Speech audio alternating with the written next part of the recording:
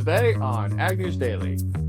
Been a lot of fun seeing how we can start an idea and finish it towards the end, starting a script brand new, research, and then kind of how it can go into film and going to the editing at the end. That's been very intriguing, and I've learned a lot about the process so far. Well, welcome back to the weekly edition of the Ag News Daily Show. We've got a packed studio today, Delaney. We do, Tanner. We're having Jacie, our new summer intern, join us here virtually in the studio and on the podcast today. Yeah, things are both warming up in the studio and outside. We did see a little bit of rain this week, move through parts of the Corn Belt and into the plains. This week, we saw a little bit of expected storms pushing into this weekend as well. A system brought heavier rain to the northwest Corn Belt midweek with a ping-pong-sized hail. Showers that were expected to linger in the eastern part of the Midwest through the weekend.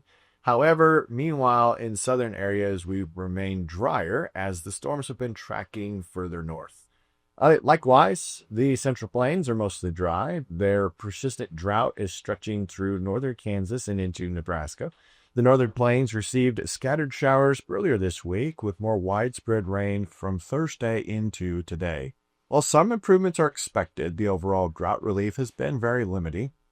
There also might be changes ahead. According to meteorologist Eric Snodgrass, he said there's new data coming in late May and early June that shows a reduced drought risk amongst the central United States. He's reporting that the Corn Belt's drought has been dropped 15% compared to the preseason forecast. So that's thanks to recent storm activity and some of the rain we got with these temperatures that have been heating up. Yeah, we got the golf size or ping pong sized hail at our farm. So that was not a fun call to get earlier this week, but nonetheless, crop conditions still showed slight improvements last week thanks to favorable weather conditions across the Midwest and Plains. However, heavy rain did cause issues in pockets of some key growing regions, and it'll be interesting to see next week's report to see how that hail is reflected. According to the USDA's report, 71% of the corn is rated good to excellent, up 2% from last week. Now 97% planted and 87% emerged. Soybeans are in slightly better shape with 68% rated good to excellent, 90% planted, and 75% emerged. Winter wheat conditions improved as well with 54% rated good to excellent, 88% of the crop was headed, but harvest is lagging behind with only 4% currently complete. That's compared to the 5-year average of 7%. Spring wheat is also now rated 53% good to excellent, 82% of the crop now emerged. Yeah, it seems to be making some great progress, and hopefully Mother Nature stays friendly. Let's hope so. Iowa Governor Kim Reynolds has vetoed a bill that would have restricted the use of eminent domain for carbon dioxide pipeline projects. The bill, HF 639, was designated to protect landowners' rights, but Reynolds said it would hurt Iowa's energy future. Reynolds warned that the bill's restrictions could kill the nearly complete Southwest Iowa Renewable Energy Pipeline project, which has not required any land to be condemned. She called the bill legally vague and overreaching, acknowledging that it needed more transparency for landowner protections. She is asking the Iowa Utilities Board to adopt 2 provisions from that bill. This includes requiring all commissioners to attend live testimony and ensuring one is present at all public meetings. Despite the veto, the Summit Carbon Solutions project is still facing its own challenges, including a ban on eminent domain in South Dakota and ongoing court battles.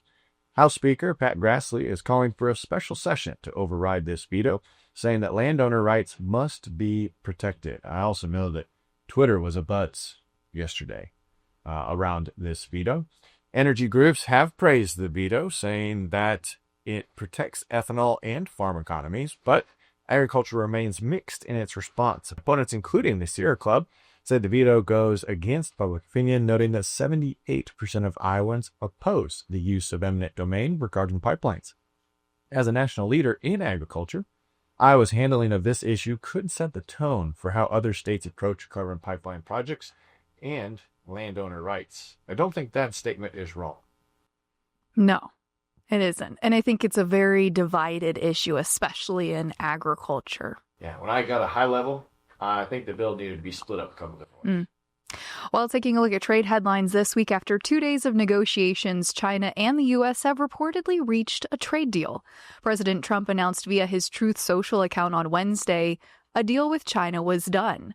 While the deal is subject to final approval with President Xi, President Trump stated the deal was quite good for the U.S. and, quote, we are getting a total of 55% tariffs while China is getting 10%. He also shared in the post that the relationship was excellent. The framework details have yet to be floated publicly, but basically gets trade talks back to the agreement made in Geneva a month ago. China did confirm on Thursday that a deal was reached, but reiterated both sides needed to abide by the agreement and keep their word. U.S. Agriculture Secretary Brooke Rollins wrapped up a trip to Rome, where she pushed for more access to Italy's $80 billion ag market for American farmers. She met with Italian Agriculture Minister Francesco Lollobrigida to push President Trump's America First trade agenda. Her focus was on boosting U.S. ag exports, particularly in meat, dairy, feed, and wine sectors. The U.S. currently exports around $2 billion to Italy, but Secretary Rollins says that's not enough, and she's working to open more doors for U.S. farmers across the European Union. It's interesting to note, wine of all things, Italy's a big wine producer already. I know. I was smiling to myself while you read that. Well, she also pushed United Nations leaders to ensure that U.S.-funded food aid programs buy more American-grown commodities as well. This would be a move that could directly benefit grain and livestock producers, she says. Secretary Rollins called the trip essential to advancing opportunities for U.S. agriculture abroad, saying American farmers produce, quote, the safest, highest quality food in the world. It's certainly fun to follow her on social media, too, and see where she's going to pop up in the world. That's right. Well, we might have a new rapid detection test that could help out our poultry producers. Researchers at Purdue University have developed a rapid detection test that can help poultry producers respond more quickly to highly pathogenic avian influenza. Associate Professor Burma says the test targets the H5 strain and uses paper-based devices that change color when the virus is detected. The next step is for commercialization. Burma says his startup will license the technology and will begin processing with regulatory approval, which includes more clinical studies. That is a lot of positive news there. And he says that additional funding for resources will be necessary to move forward. But once approved, the team plans to improve the test's affordability for all producers. The research was conducted with the support from the Foundation for Food and Agricultural Research, and alongside the National Center for Advancing Translational Sciences. So a lot of power behind this, and it appears to be a huge step forward. Well, we got other vaccine news this week, as well as the World Organization for Animal Health, otherwise known as WHO, I like that acronym, has adopted a new global standard for African swine fever vaccines. This decision came during the group's 92nd general session in Paris last week. Officials say the move is a main step in controlling the deadly disease, which affects pigs, but not humans. Under the new guidelines, ASF vaccines must be high quality, safe, and proven effective. The organization warns poor or non-compliant vaccines could actually make outbreaks worse.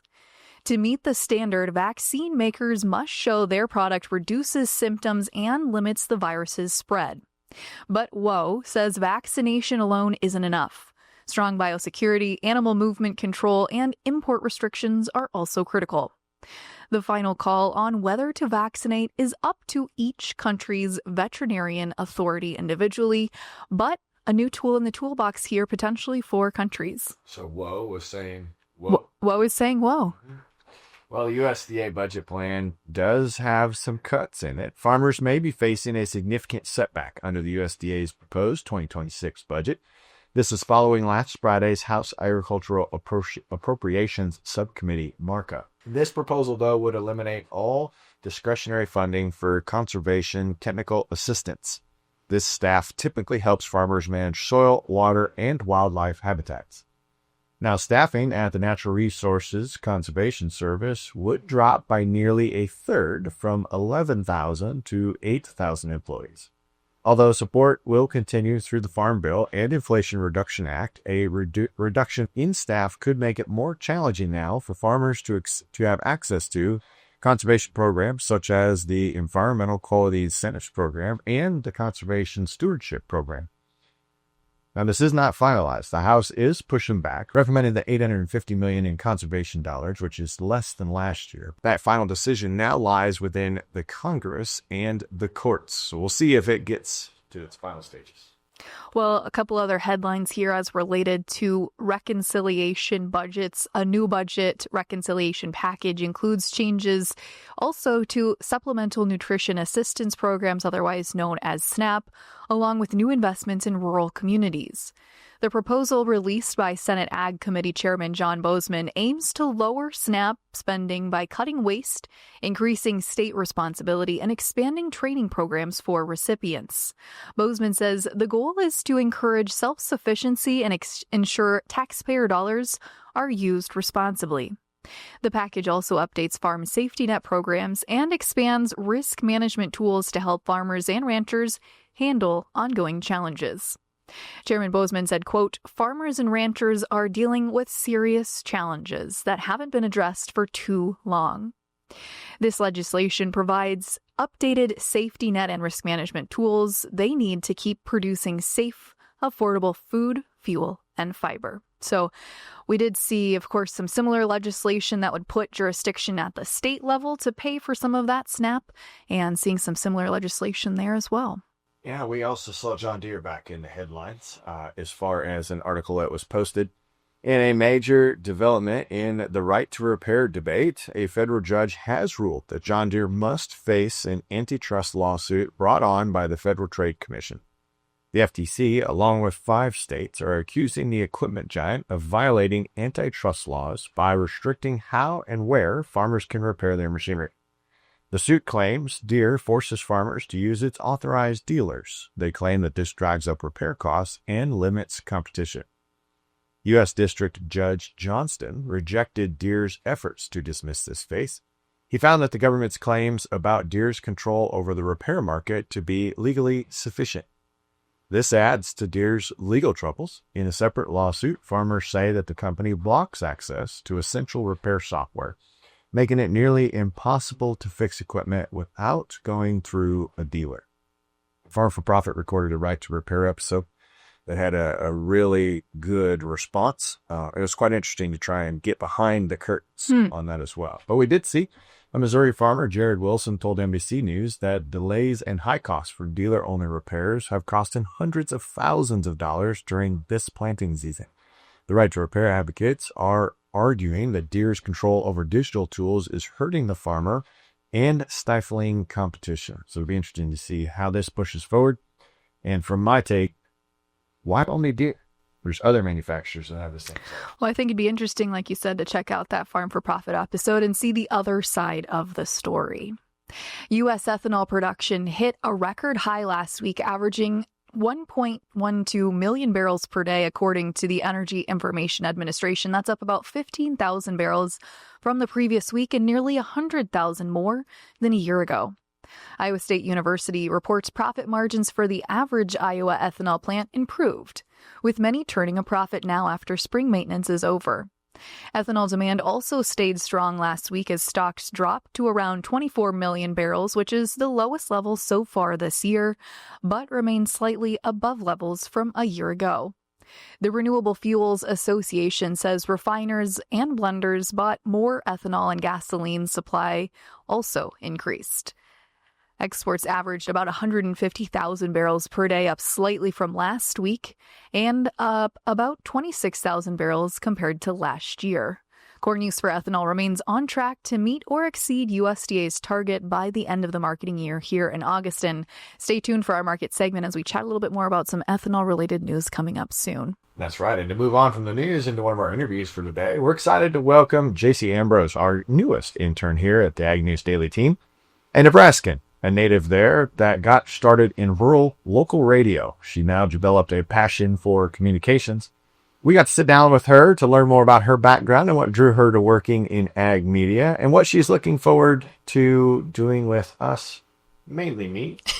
I knew you were going to say that. Well, let's get into that conversation right now. Well, folks, we're introducing a new face today to the Ag News Daily team. We're joined today by our summer intern, Jacie Ambrose. Jacie, thanks for joining us on the podcast and on the team this summer. Yeah, I'm so excited to be here. So, Jacie, you are a fresh face to our listeners and podcast fans, but not a new face to Tanner and I, as you've been working with us here for the last couple of weeks. Give our listeners, though, a little bit more of your background. Well, my name is Jacie, like Delaney mentioned. I'm from central Nebraska, so born and raised there. And throughout my childhood, I was involved in 4-H. My grandparents farmed, and my other side of my family farmed. So it's been something I've been involved with a long time. And I grew up in a town with only 2,000 people. There was only 30 kids in my high school graduating class. So that was really fun growing up within that atmosphere. And I realized when I was younger, I loved to talk. So my parents were like, we got to put her in something. So communications kind of just spawned up while I was in high school. I covered a lot of the FFA events at our school, whether it was bring your tractor to school day, those type of events. That was really fun.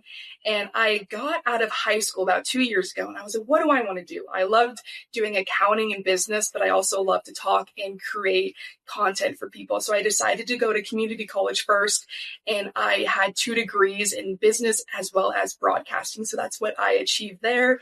And while working at the college that I went to, Northeast Community College, that was a lot of fun because I also got to work at their campus station and at a local radio station there and be involved in news talk radio as well as some newsroom activities. So that's kind of where I furthered my skills there.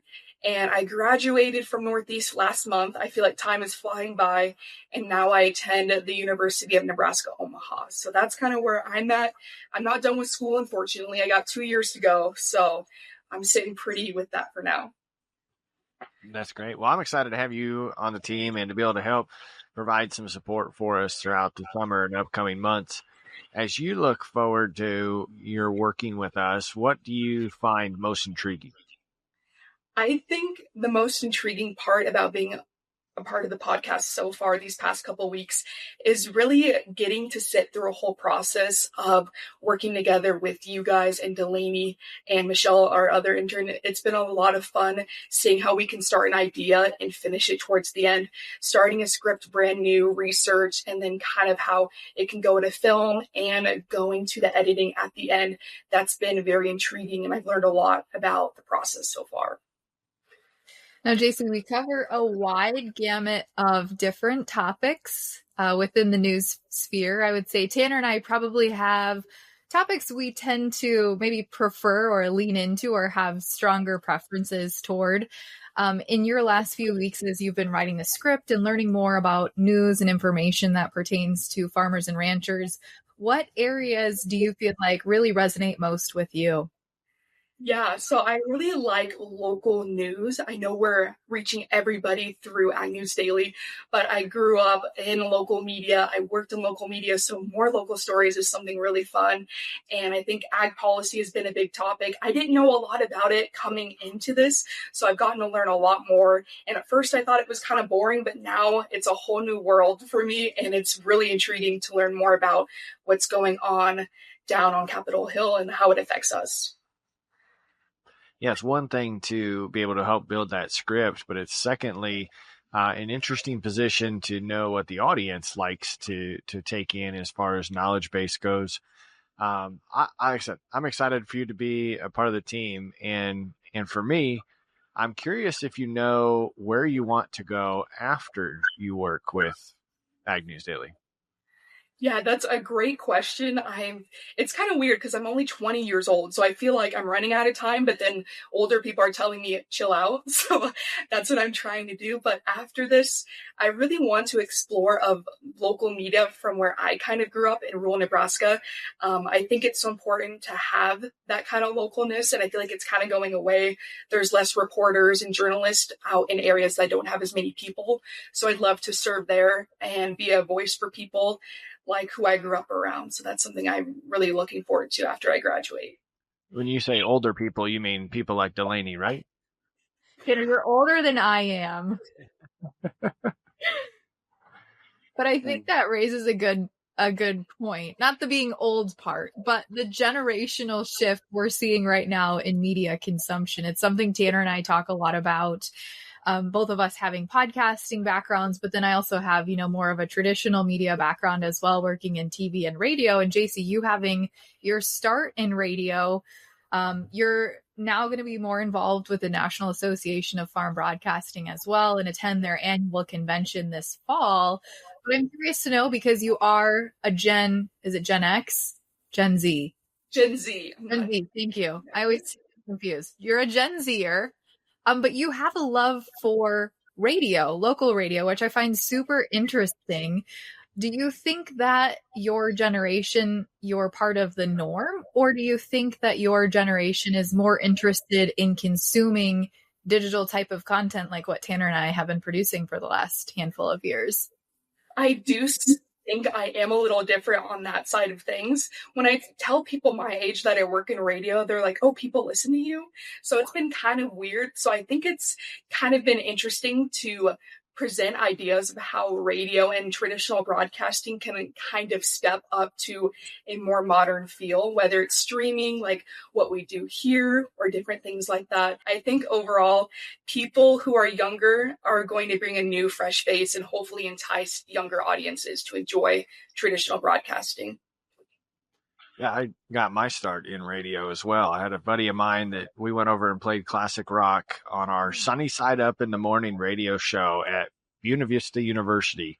It was 6 to 8 on a Saturday morning. So, there was absolutely nobody but our dads listening because we were all hungover and having ourselves a slow Saturday. But it was a lot of fun. I can't believe what you learned. And of course, it's memories I'll never forget. Interesting. Delaney, you were never actually on radio, correct? Just TV? No, I was on radio as well. Live radio in college, working for our town's local radio station. I was our student reporter covering the school board and city council meetings. And then I did some sporting coverage on air live. And then I worked for a radio station, radio network out of Yankton, South Dakota. I did a pre-recorded radio program, so that wasn't live read. But I have done both.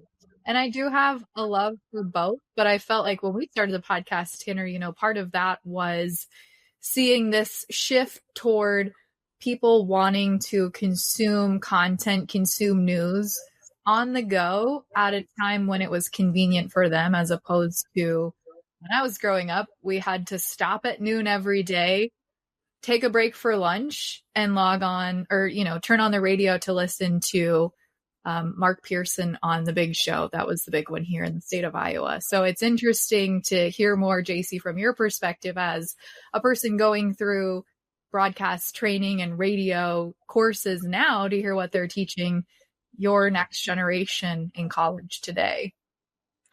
Oh, yeah, it's been a lot of fun seeing kind of the traditional mixed with what we're going into.